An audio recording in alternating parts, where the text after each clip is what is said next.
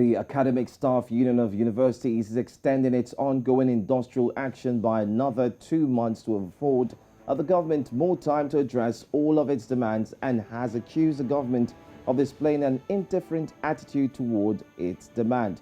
After an emergency meeting of the National Executive Council, ASUU President Emmanuel Osodeke, in a statement, noted that the council was disappointed that government did not treat the matters involved with the utmost urgency they deserved during the 4-week period as expected of a reasonable, responsive and well-meaning administration. Well, this morning, joining us to discuss this news further is New Central Researcher Babatunde Oguntimehin, who has taken his time to follow this story through, and also following ASUU as well to know what the latest is. ASUU is deciding to extend its ongoing strike by 2 months. Babatunde, do you think this is a good decision, considering that students who are students are at home and they are the ones who are receiving this problem most importantly? Good morning, Joe. Good morning, Oluchi. It's a pity we had to resort to seeing this strike action again, but it's a difficult one though. But the strike has always been a recurring decimal in the life of Nigerian students, so it is not just today. In fact, research says that in the last 6 years, for every 5 days in the year, ASUU has been on strike for a day. So it's been very dire in the last years. But this one seems it seems like ASUU didn't have anything to do, because about a month ago, they declared a warning strike, a 1-month warning strike, specifically on the February 14th. And they gave the federal government all the chance to at least accede to some of the demands they made, but nothing happened. And in the press statement that was issued by the NEC committee of the ASUU people during the weekend, on Sunday evening, they said it looks like the time given to the federal government to deliberate and talk about, implement some of these agreements that was present in a memorandum of action they had was not enough. So they had to give them another 2 months. It's a very difficult one, especially since we know the effects of all these strikes, especially on our students. We know where two elephants fight is the grass that suffers. Academic disruptions is number one. Students are at home now. They could be involved in so many vices, ranging from kidnapping to prostitution to internet fraud and all that.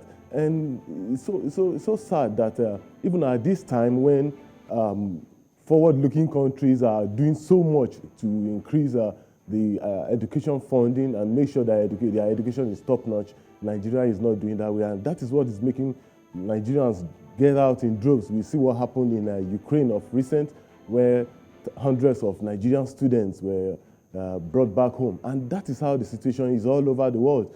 So it's a very sad situation, but it looks like there was nothing ASUU could do other than go on that strike that are elongating it for another 2 months.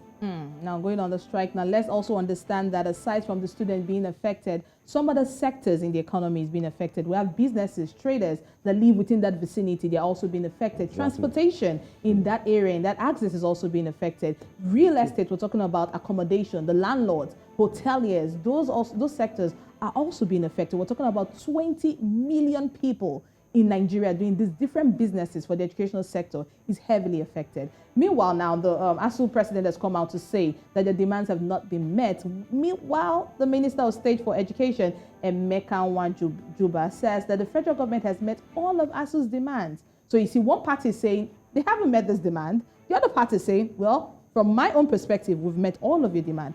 Where do we go from here? Well, we still wouldn't know who is saying the truth or who is not saying the truth. The federal government says they've, to a very large extent, met some of the demands of ASUU, but ASUU is saying that the government has not satisfactorily, done some of these things. Let us even look at some of these demands. Some of them includes, number one, revitalization of our universities. Another one is, I think, the 2009 agreement. There was a memorandum of action they had concerning an agreement in 2009. I mean, who agrees on an issue since 2009? That's almost 12 or 13 years ago now, and nothing has been happening. So that's number two. And then number three, they want autonomy for the universities through the payment system. The federal government came with one IPPIS, but they designed a software for one UTAD, and which they believe is better and is better suited for the university system. But the federal government has not really been very comfortable with that. In fact, some few days ago, the NITD, that's the Nigerian Information Technology Development Agency, said that UTAD has some skirmishes that it couldn't pass some integrity tests according to the NITD. Well, the university system says they've already sat down with you, we've already tested this thing, and it's passed almost an 87% integrity test, and that is very okay. What we should look at is if the IPPS they are running presently is even as good as the UTAD that was brought forward by the university system.